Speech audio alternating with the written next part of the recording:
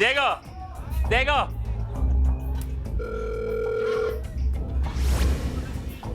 Banker? Oh, nung nabuksan yung 10,000,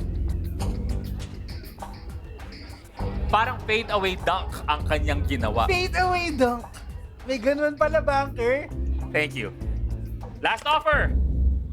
Banker's offer is 350 pesos. Deal, okay na.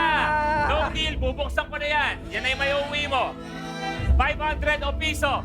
Pwede ka maging pisyonaryo. Pag-uusapan ka sa history. That is Banker's offer. Deal or no deal? Thank you, banker. Sobrang nag-enjoy ako sa laro natin. No deal.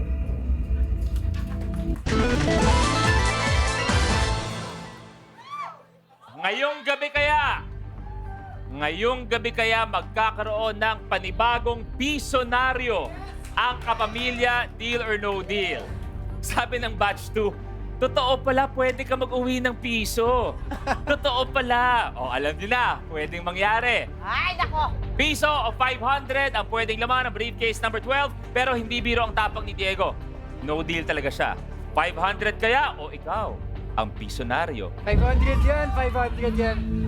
Ang laman ng briefcase number 12 ay...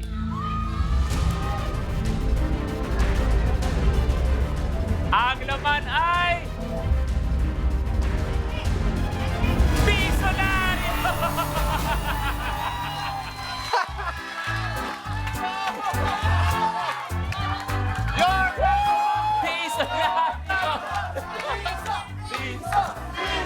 Piso! Oh my God. Our newest pisyonaryo, Diego! Jenny, pakibuksan, please.